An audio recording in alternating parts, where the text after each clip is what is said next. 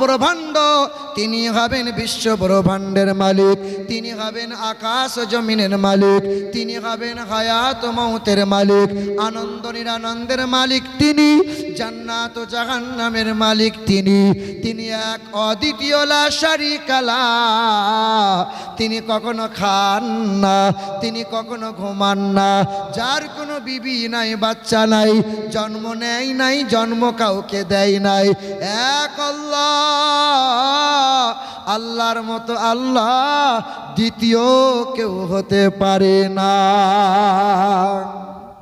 আল্লাহ খায়, বলো না আল্লাহ ঘুমায়। লা তাখুযুহু সিনাতুন ওয়ালা নাওম। আল্লাহ যে ঘুমায় না। একদিন মুসা নবী আলাইহিস সালাতু ওয়াস সালাম তোর পর্বতে গেল, মালিকের সঙ্গে দিদার হলো, কথা হলো। ও দয়ার মালিক আল্লাহ, আমরা যেমন ঘুমাই, আল্লাহ আপনি কি ঘুমান না? আল্লাহ বলে, ওরে মুসা, আমি আল্লাহ কেমনে ঘুমাই, আমি আল্লাহ কেমনে ঘুমাই? আমি আল্লাহ যদি ঘুমাইয়ে যাই, চন্দ্র তারকা দিয়ে রাতের বেলায় আসমানকে কে সুসজ্জিত করবে বলো?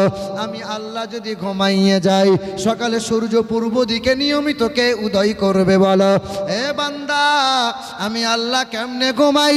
বান্দা, তুমি যখন ঘুমিয়ে যাও, তোমার ঘুম ভাঙাই আমি আল্লাহ। আমি তোমার ঘুম ভাঙাই, তাই দেখতে পাও সকাল। আর আমি আল্লাহ ঘুম না ভাঙাইলে দেখতে পাবে পরকাল। কি বলেন? মানুষ যখন ঘুমাইয়ে যায়, তার দেহে কি আত্মা থাকে বাবা? দেখেননি আপনি স্বপ্ন দেখছেন সাপে তাড়া করছে, আপনি স্বপ্ন দেখছেন বাঘে তাড়া করছে, ঘুম ভেঙেছে, হঠাৎ আপনি হাঁপাচ্ছেন, দেহ ঘেমে গেছে, কিন্তু আপনি তো ঘুমিয়েছিলেন, হাঁপাচ্ছেন কেন, ঘামলেন কেন? আপনার দেহ ঘুমিয়েছিল, কিন্তু আত্মা যে দৌড়াচ্ছিল। জি, মানুষ যখন ঘুমায়, ঘুম হলো মৃত্যুর ছোট ভাই। এবার মুসলমান ভাইরাই আমার, তবে কিছু কিছু মানুষ এমন আছে, এক আল্লাহ, এক আল্লাহকে বাদ দিয়ে মাজারে যায়, সিজদা করে। মাজারে যাবেন, জিয়ারত করবেন, আহলে সুন্নাতুল জামাতের আকীদা, না না, সিজদা করা চলবে না, মহিলাদের মাজারে প্রবেশ করা যাবে না। এই তো কদিন আগে পাথর চাপড়িতে জিয়ারত করছি, তো এক মহিলা দেখছি এইরকম করে দু চারটে মহিলা বেরিয়ে এসছে। আমি জিজ্ঞাসা করলাম, খালা কি ব্যাপার? বলে, মাজারে গিয়ে ঠুকে এলাম। কারণ খালা, তুমি জানো না যে মাজারে মহিলাদের ঢুকতে নাই? বলে, মৌলবীদের নতুন নতুন ফতোয়া, নতুন নতুন মৌলবী, নতুন নতুন ফতোয়া। আমরা 40 বছর ধরে মাজারে ঢুকে মাজারে মাথা ঠুকছি, কোনো মৌলবী মারণ করে না, কোনো খাদেম নিষেধ করে না, আপনারা নিষেধ করছেন মাজারে ঢোকা যাবে না। কি বলেন? কই আলেমরা কোথায় গেল? হে মুসলমান ভাইরা আমার, ও নওজোয়ান তরুণেরা, যুবকেরা, মাজারে যান, জিয়ারত করেন। ইয়াখলুকু মা ইয়াশা ইয়াহাবু লিমান ইয়াশা ইনাসা ইয়াহাবু লিমান ইয়াশা উযকুর। না না, এক আল্লাহর কাছে চাওয়া লাগবে, ওসিলা নিয়ে চাও। সন্তান দেওয়ার মালিক এক আল্লাহ, রুজির মালিক হলো এক আল্লাহ, হায়াতের মালিক হলো এক আল্লাহ। আরে মুসলমান, আহলে সুন্নাতুল জামাতের বদনাম যেন করাইও না, মাজারে গিয়ে সিজদা যেন করবে না। সিজদা করা যাবে বাবা? হ্যাঁ, মাজারে গিয়ে মাথা টুকে বলছো, পীর সাহেব আমাকে একটা ছেলে দিতেই হবে। না না, আমাকেই একজন বলেছিল, ডানকুনিতে ওয়াজ করে বসে আছি, খানা খাবো, এক মহিলা ছুটে এসে বলছে, হুজুর আপনার ওয়াজ শুনলাম, সাংঘাতিক ওয়াজ। আমি, কি হয়েছে বল? বলে, 7 বছর ছেলে হয় নাই, আপনাকে একটা ছেলে দিতেই হবে। মানে ছেলে কি ব্যাগে ভরা আছে? ছেলে ভরে দেবো। বলেন না, চাইতে হবে কার কাছে? এ মুসলমান, নেক কাজ করো, নেক কাজের ওসিলা নিয়ে চাও। আমার মাদ্রাসা, জানেন, মাদ্রাসার ছেলেরা আমাকে একদিন বলছিল, হুজুর একবার দীঘা নিয়ে যাবেন? তাই আমি বললাম, বেশ নিয়ে যাবো। যে হুজুর, দীঘা কোনো দিন দেখি নাই, লাল না সবুজ। আমি, বেশ দেখাবো। দেখবেন মাদ্রাসার ছেলে যারা হয় একটু দুষ্টু টাইপের হয়, দেখবেন আপনারা। আমিও মাদ্রাসার ছেলে একদিন ছিলাম। মাদ্রাসার ছেলে যারা হয়, এই দুষ্টু ছেলেরা যখন মাদ্রাসায় কোরআন পড়া শুরু করে দেয়, কোরআনের স্পর্শ পেয়ে এই ছেলেটা আল্লাহওয়ালা হয়ে যায়। হয় কি হয় না? কোরআনের স্পর্শ পেলে দাম বাড়িয়ে দেয় কে? আজ জিরো আছেন, কোরআন বুকে তুলে নেন, হিরো বানিয়ে দেবে কে? ওমরে ফারুক রাদিয়াল্লাহু তাআলা আনহু যখন তিনি জিরো ছিলেন, কোরআন থেকে দূরে ছিলেন, কোরআন যেই দিন বুকে তুলে নিলেন, জামানার অর্ধজাহানের হিরো বানিয়ে দিয়েছে কে? আজ আমরা জিরো না হিরো? বলো না, হিরো, মুতে পানি লাই না, যে হিরো। ছি ছি ছি ছি, জিরো, আমরা জিরো। মার খাচ্ছে কে? বলো না, মার খাচ্ছে কারা? লাঞ্ছিত কারা? ষষ্ঠ কোরআন পেলে, ষষ্ঠ নবী পেলে, ষষ্ঠ উম্মত হলে, ষষ্ঠ মানুষ হলে তোমরা, আর ষষ্ঠ মালিক পেলে, এত বড় মালিক পেয়ে, এত বড় কোরআন পেয়ে, এমন নবী পেয়ে, আর এমন জাতি হয়ে গোটা বিশ্বের জমিনে মার খাচ্ছ, এটা কি মনে হয়? মুসলমানরা বলছে আল্লাহ দেখতে পাচ্ছে না, আর কেউ বলছে আল্লাহ চোখ নাই, এমন হচ্ছে মুসলমানদের। তুমি মুসলমান আছো বাবা? বলো না, মুসলমান আছো? নামাজ নাই, কুল নাই, কলমা নাই, পিশাব করে পানি নাই, দাম্পত্য জীবনের মধুর মিলনের পরে ফরজ গোসল নাই, নাপাক অবস্থায় জিয়াগঞ্জ আজিমগঞ্জ ঘেঁটে দিচ্ছ। বলছে মুসলমানকে আল্লাহ দেখ, আল্লাহ বলছে গজব দিলাম রে, এটা গজব। ওয়াকাযালিকা নুওয়াল্লি বাযায যালিমিনা বিমা কানু ইয়াকসিবুন। আমি আল্লাহর গজব নামিয়ে দেব যখন খোদার নাফরমানি করবি তোরা, আমার নবী তরিকাকে বাদ দিবি যারা, জালিমের হাতে ক্ষমতা দেব, মুসলমানের পায়ের নিচে থেকে মাটি আমি আল্লাহ সরিয়ে দেব। তবে নওজোয়ান যুবক যারা, তোমরা যেমন জালসা দিচ্ছ বাবা, আগামীতেও তোমাদেরকেই সচেতন হওয়া লাগবে, তোমাদেরকেই বেশি বেশি পরহেজগার হওয়া লাগবে। কারণ নওজোয়ান যুবক যারা নবীকে সবচেয়ে বেশি মহব্বত করেছিল তারা, নওজোয়ান যুবক যারা কোরআনকে সবচেয়ে বেশি আঁকড়ে ধরেছিল তারা, নওজোয়ান যুবক যারা ইসলামের ঝান্ডা উঁচু করে ধরেছিল তারা, নওজোয়ান যুবক যারা নবীর জন্য জীবন দিতে তারা পিছুপা হয় নাই, আর নওজোয়ান যুবক যারা ইসলামের ইতিহাসে আজও স্বর্ণ অক্ষরে তাদেরই নাম পাওয়া যায়। আমাদের ছিল এক সোনালী অতীত, নাড়িয়ে দিতাম সব জালিমের ভিত। আমাদের ছিল এক সোনালী অতীত, নাড়িয়ে দিতাম সব জালিমের ভিত। আইন ছিল শুধু ইনসাফেরই, জুলুম রুখে দিতে হতো না দেরি। আমাদের সে অতীত হারিয়ে গেছে, মাজলুম আজ তাই কেঁদে মরে। হারিয়েছি যা তা কি পাবো ফিরে, তুমি না জাগিলে তাকে ফিরাবে কে? ইয়া শাবাব ইস্তাইকিন, হে যুবক জেগে ওঠো। নওজোয়ান যুবকরা মনে মনে ভাবছে জালসা দিয়ে দিলাম, আমাদের এবার শেষ, যখন মরে যাব এই জলসা দিয়েই ফুরুত করে জান্নাত চলে যাব। এবার এই আপনারই গ্রামের বাদাল গ্রামের 3টে ছেলে কলকাতা গেছে কোনো এক রাজনীতি সভাতে। দেখবেন অনেক সময় মিছিলে যায়, সভাতে যায়, বিনা টিকিটে যায়, আর সভা বাদ দিয়ে চিড়িয়াখানা ভিক্টোরিয়া ঘুরে বেড়ায়, আছে না নাই? আর বাদাল গ্রামের লোক একটু বুদ্ধিমান চালাক বেশি, দেখবেন চায়ের দোকানে বসে বসে খুব মোড়ালি করে, খুব মাতব্বুরি করে। ও একবার ভুল করে কলকাতায় গিয়েছে মিটিংয়ে, দিয়ে শুধু বড় বড় বাড়ি, 20 তলা 40 তলা বাড়ি গুনছে। এই যে শোনেন, যে চায়ের দোকানে বসে এসে বলছে কলকাতার লোককে বোকা বানিয়ে দিলাম। বলছে কীরকম? বলে কলকাতায় আমি 20 তলা বাড়ি গুনছিলাম, 20 তলা। এক ভদ্রলোকে ভাই কতলা গুনলে? বলে কেন? বলে জানো না, তলা পিছু 20 টাকা করে লাগে, যতলা গুনবে তত টাকা লাগবে। 20 তলা যদি গুনে আর তলা পিছু যদি 20 টাকা করে হয় তো হয় কত বাপ? কত হয়? 400 টাকা। তা বলছে আমি কলকাতার লোককে বোকা বানিয়ে দিলাম, আমি গুনেছিলাম 20 তলা, কিন্তু আমি বললাম 10 তলা গুনেছি, 200 টাকা দিয়ে আমি চলে এলাম। কলকাতার লোককে বোকা বানিয়ে দিলাম। আচ্ছা, বোকা কলকাতার লোক না বাধালের ওই লোক? বলো বলো। চায়ের দোকানে বসে বসে মোড়ালি করছে, খুব মোড়ালি। 3 বন্ধু মিলে কলকাতায় গেছে। কথা খুব ভালো করে শুনবেন, যারা শুধু ভেবে নিয়েছেন জলসা দিলেই জান্নাত, শোনেন। সারাদিন ঘুরে ঘুরে বেড়াচ্ছে চিড়িয়াখানা, ভিক্টোরিয়া, আর এখান ওখান করে ঘুরে ঘুরে সন্ধ্যা হয়ে গেছে, তুফান ঝড়। তো খুঁজে আর পাই না, তো দেখছে এক 20 তলা বাড়ি আছে, আর সামনে এক ভদ্রলোক লাঠি নিয়ে বসে আছে। বলে, চাচা তোমার ঘরে কি একটু রাতের বেলায় ঠাঁই পাওয়া যাবে? সকালবেলায় আমরা উঠে চলে যাব। আমরা মুর্শিদাবাদের ছেলে, বাধাল গ্রামে বাড়ি। বলছে, বাবা আমার তো আজিমগঞ্জে বাড়ি। চাচা এই বাড়ি তোমার? বলে, না বাবা, আমি 5000 টাকায় চাকরি করি। বলে, চাচা একটা উপায় বার করে দাও চাচা, তুমি আমার এলাকার লোক। বলছে, বাপ তুই বাধালের ছেলে, ভালো ছেলে রে।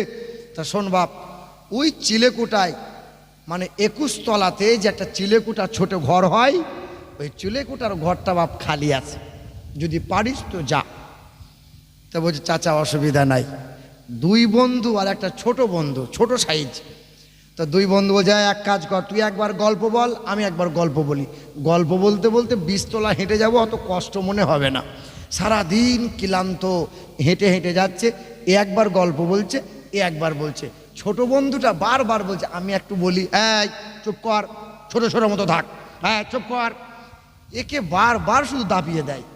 20 তলা যখন ক্লান্ত হয়ে গিয়ে দেখছে চিলেকোটাতে তালা মারা। তো ছোট বন্ধুটা বলছে, আমি বারবার শুধু বলেছিলাম একবার বলি, একবার বলি। চাচা একটা চাবি দিয়েছিল, চাবিটা টেবিলে রাখা ছিল। চাচা বলেছিল, বাবা টেবিলে চাবিটা আছে, মনে করে নিয়ে যাস। শুধু এই কথাটাই আমি বলতাম, চাবিটা নেবো না নেবো না, নেবো না নেবো না। তোমরা 2 বন্ধু পালোয়ান তো, তাই আমাকে বারবার দাবিয়ে দিয়েছো। চিলেকোটায় লাভ ঠেলা বোঝো, তালা মারা চাবি নাই। জলসা দিয়েছো বাবা, হাসরের ময়দানে পার হবে, জান্নাতের দরজায় গিয়ে দেখবে তালা মারা চাবি। এই বলো চাবি কি? জান্নাতের চাবি কি? ও নামাজ নাই, কুল নাই, কলমা নাই, মুতে পানি নাই, দিয়ে বলছো চল জান্নাতে যাব। চাবি? রাগ করছেন নাকি? না, 2য় বছরে আমাকে আর ছেলেরা ডাকবে না, সেটা আমি বুঝে নিয়েছি। এ বাবা একবার মোহাব্বতে দরুদ শরীফ, আল্লাহুম্মা সাল্লি আলা মাওলানা মুহাম্মাদ ওয়া আলা মাওলানা মুহাম্মাদ। ইমাম সাহেবরা দেখবেন সব সত্য বলতে পারে না, আর আমি পাম দেওয়ার লোক লয় বাপ, যে আপনাকে পাম দিয়ে বেলুন ফোলাবো।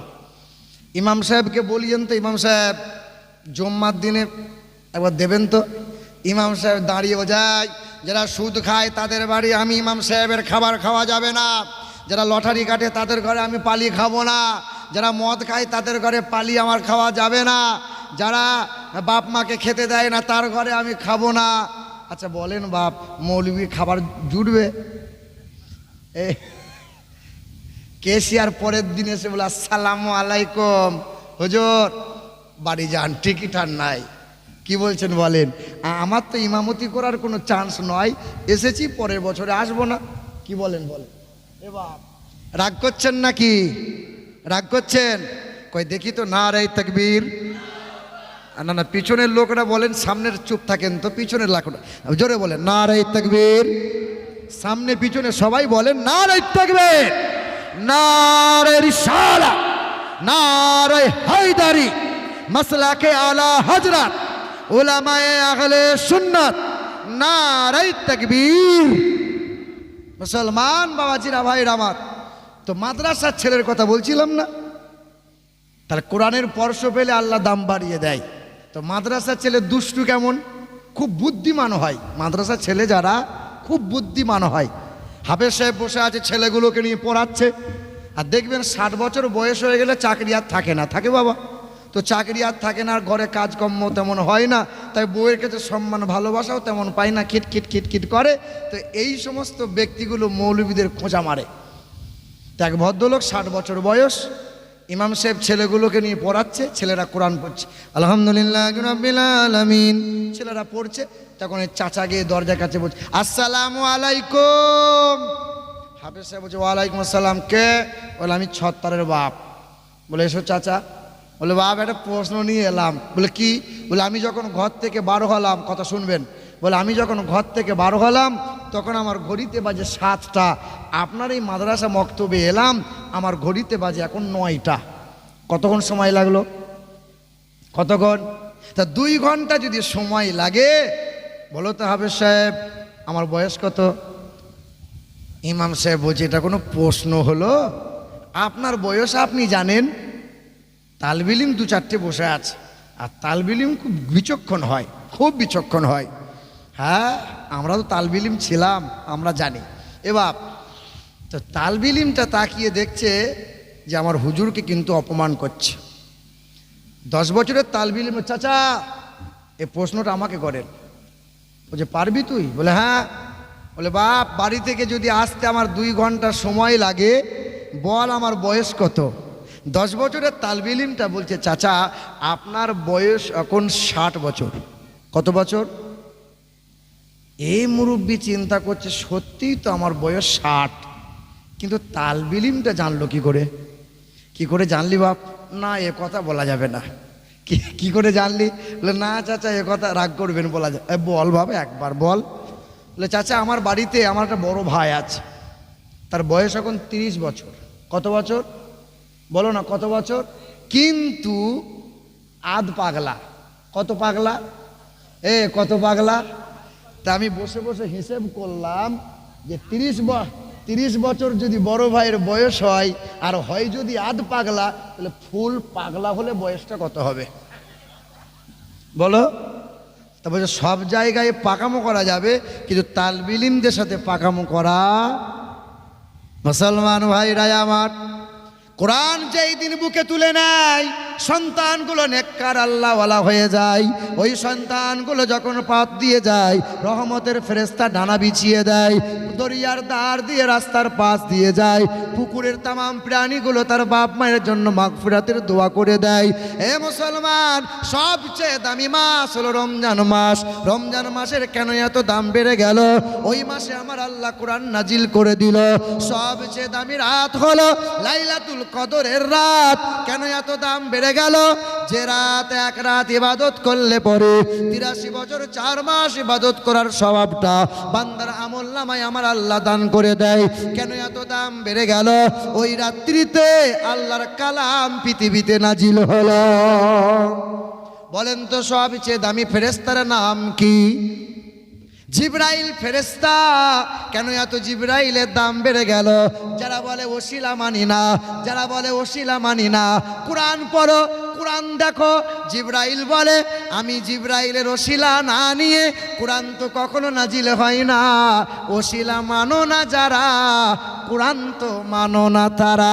নাজালা বিহির রুহুল আমিন। আমি রুহুল আমিন জিবরাইলের দাম বেড়ে গেল, কারণ আমার মারফতে কোরআন নাজিল হলো। সবচেয়ে দামি ভাষার নাম কি? কোরআনের ভাষা হলো আরবি ভাষা, নবীজির ভাষা হলো আরবি ভাষা, আল্লাহর প্রিয় ভাষা হলো আরবি ভাষা, কবরের ভাষা হলো আরবি ভাষা, নামাজের ভাষা হলো আরবি ভাষা। সবচেয়ে দামি ভাষা আরবি ভাষা। আরবি ভাষায় কোরআন নাজিল করে দাম আমার আল্লাহ বাড়িয়ে দিল। এই দেশের সাংবাদিকরা প্রশ্ন করেছিল, দেশের যখন প্রধানমন্ত্রী পণ্ডিত জওহরলাল নেহরু হয়েছিল, ও পণ্ডিত জওহরলাল সারা জীবন কিস্তি টুপি পরলেন, লম্বা শেরওয়ানি পরলেন, লম্বা হাতে লাঠি রেখে জীবন কাটিয়ে দিলেন। ও পণ্ডিত জওহরলাল নেহরু, দেশের সবচেয়ে বিশ্বের মহামানব, বিশ্বের মহান নেতা আপনি কাকে মনে করেন? ওই সময় পণ্ডিত জওহরলাল বুক উঁচু করেছিল আর সাংবাদিক সম্মেলনে জানিয়েছিল, জেনে রেখে দাও, কেউ বলে যীশু খ্রিস্টের কথা, কেউ বলে আব্রাহাম লিঙ্কনের কথা, কেউ বলে লেনিনের কথা, কেউ বলে মহাবীরের কথা, কেউ বলে বালক ব্রহ্মচারীর কথা, কেউ বলে গুরু নানকের কথা, কেউ বলে শ্রী চৈতন্যের কথা। তবে জীবনে কখনো কোনো দিন একটাও মিথ্যা কথা বলেন নাই, যিনি জীবনে কখনো কোনোদিন হাত বা জুবান দিয়ে কাউকে কষ্ট দেন নাই, তিনি হলেন বিশ্বের মহান নেতা, দোজাহানের বাদশাহ নবী মুহাম্মদুর রাসূলুল্লাহ। এ মুসলমান ভাইরা আমার, আল্লাহর নবী জানিয়ে দিলেন খৈরুকুম মান তাআল্লামাল কুরআনা ওয়া আল্লামা। আরে সবচেয়ে দামি মানুষ হলো তারা কোরআন বুকে নিয়েছে যারা, কোরআন পড়িয়েছে যারা, কোরআন বুকে নিয়েছে যারা, কোরআন চুমা দিয়েছে যারা, কোরআন আঁকড়ে ধরেছে যারা, কোরআনকে ফলো করেছে যারা, কোরআন অন্যকে শিখিয়ে দিয়েছে যারা, সবচেয়ে দামি মানুষ হলো তারা। আরে সবচেয়ে দামি মানুষ তারা সুদ থেকে বেঁচে গেল যারা, লটারি থেকে দূরে থাকলো যারা, সবচেয়ে দামি মানুষ হলো তারা। তবে জমির আল কেটে কেটে জমি বড় করছে যারা, নেককার বান্দা তারা। এদিকে লোক তো জমির আল ঝরে না, ঝরে নাকি? এদিকে লোকেরা কি বন্ধন গ্রুপের লোন করে বাবা? গ্রুপ লোন করে না, বন্ধনের লোন করে না, সুদের কারবার করে না। আমার তোমার ঘরের ছেলেরা মাঝে মধ্যে বোতলে টান মারে না? হ্যাঁ, আমার এলাকাও মা বোনরা করে না। না, বন্ধন গ্রুপ চলে, তবে বলে বলে এখন কমেছে। হ্যাঁ, আমি হারামের ফতোয়া দিতে আসি নাই, আমি লজ্জা শরমের কথা বলতে এলাম। আমার ঘরের পাশের বাড়ির মহিলা ঠোঁট পালিশ দিয়েছে, গাল পালিশ দিয়েছে, কাঁধে একটা ব্যাগ নিয়েছে, কুঁচিয়ে শাড়ি পরেছে, আর বুকে একটা মোটা খাতা নিয়েছে, দেখে মনে হচ্ছে বুখারী শরীফ নিয়ে যাচ্ছে। ভাবি কোথায় যাও? বলো ওপারায় ষাঁড় আসবে। কে আসবে বলো? 10টা বাড়ির মহিলা, লজ্জা নাই, হায়া নাই, শরম নাই, গোল করে ঘিরে বসলো। ডোম না ডুকলা, হাড়ি না বাগদি না চোয়ার, মধ্যখানে বসে গেল, ঠোঁট ফুলিয়ে বলছে, স্যার আপনি আমাকে দেখছেন না, এবার দেখুন ঠোঁট পালিশ। আমার বাড়িরটা কি করছে বলে ঘরে বসে বসে বিড়ি খাচ্ছে। আর ও মালকে বলিও গলায় দড়ি দিয়ে মরতে, বউকে বলেছে লোন করে নিয়ে আই সংসার চালাবো, আর ঘরে বসে বসে বিড়ি খাচ্ছে। আবার কোনো কোনো সময় দেখা যায় নিজের বউকে বলছে, এই দোকান থেকে একতারা বিড়ি নিয়ে আসবি তো। নিজের বউকে হুকুম করছে, দোকান থেকে নিয়ে আসবে, আমি বিড়ি খাবো, আমি ফেরেস্তার ছানা। আহা, ইবলিশের খালাতো ভাই, ছি, লাজ লজ্জা তো কিছুই নাই। আচ্ছা বলেন তো বাপ, আপনার এলাকার লোকরা বিড়ি ডান হাতে খায় না বাঁ হাতে খায়? এলাকার লোক বিড়ি খায় না? সব তো আল্লাহর ওলি। হ্যাঁ, এ বাপ বলো না। চায়ের দোকানে বসে বসে চাচা, আমার চোখের সামনে চায়ের দোকানে বসে বসে চাচা অন্যদিকে ঘুরে মুখ করেছে, মানে আমাকে না দেখার ভান।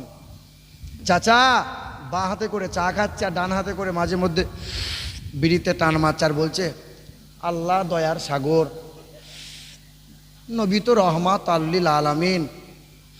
কালকে ওয়াজ যা হয়ে গেল, সাংঘাতিক ওয়াজ। সেই দিন হাওজে কাউসারের পানি দেবে, পুরুত করে পান করে নেবো, শ্রুত করে জান্নাত চলে যাব। মানে জান্নাত চাচার শ্বশুর বাড়ি।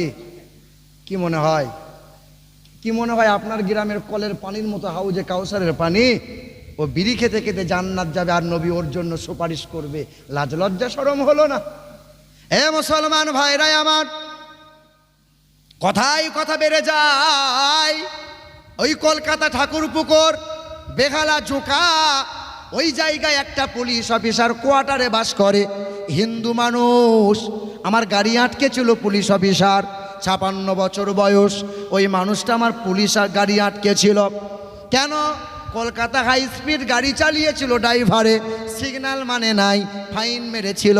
সামনে গাড়ি থেকে যখন নামলাম, কথা বললাম, চেনা পরিচিত হলো, ওই মানুষটা ফোন নম্বর নিল, আমি গাড়ি নিয়ে বেরিয়ে গেলাম। ওই হিন্দু ব্রাহ্মণ মানুষটা মাঝে মধ্যে ফোন দেয় আর বলে, হুজুর আপনাদের নিয়ম একটা বড় ভালো লাগে, আপনাদের ধর্মে যখন কেউ মারা যায়, সে যদি নামাজিও নাও হয়, সে যদি হারামও খায়, তাকে কেউ গোসল না দিয়ে জানাজা না দিয়ে কবর দেয় না। তবে আমার ধর্মের রীতিনীতি এমন, যত দামি মানুষ হোক না কেন তাকে শ্মশানে পুড়িয়ে দেওয়া হয়। বলে হুজুর আমার একটা ছেলে 12 বছর বয়স, ফুটফুটে ছেলে, জ্বরে আক্রান্ত হলো। 2021 সালে করোনা বলে ছেলেটা মারা গেল। শ্মশানে চিতায় শোয়ানো হলো, বামুনকে হায়ার করে নিয়ে আসা হলো। ওই ব্রাহ্মণ কানে কানে মন্ত্র শুনিয়ে দিল। ওই দিন আমার নজরে আমার কর্ণপাত হয়েছিল। ব্রাহ্মণ যে মন্ত্র শোনাইল, ওই মন্ত্রে আল্লাহ আর নবীর নাম বলতে হয়েছিল। ব্রাহ্মণ কানে কানে ছেলের কানে শুনিয়ে দিল। ওই ছেলেকে শ্মশানে শুইয়ে দেওয়া হলো, উলঙ্গ করে দেওয়া হলো, কাঠগুলো তার বুকের ওপর শুইয়ে দেওয়া হলো, আগুনটা মুখে লাগিয়ে দেওয়া হলো। পুড়ে পুড়ে যখন ছাই হয়, মানে শিরাগুলো টান ধরে যায়, ঠাড়ো যখন হয়ে যায়, 2-4 জন রয়ে দাঁড়িয়ে রয়, বোতলে টান মারে, কাঁচা বাঁশে করে আবার বাড়ি মেরে দেয়, পুড়িয়ে ছাই করিয়ে দেয়। ওই দিন মনে মনে হয় কারো দয়া হয় না, কারো মায়া হয় না। আমার মনে বড় তামান্না, আমি যদি মারা যাই আপনাদের মতো আমি কবর নিতে চাই। আমি বললাম ভাই এটা তো সম্ভব নয়, কবর নিতে গেলে তোমার মুসলমান হওয়া লাগবে।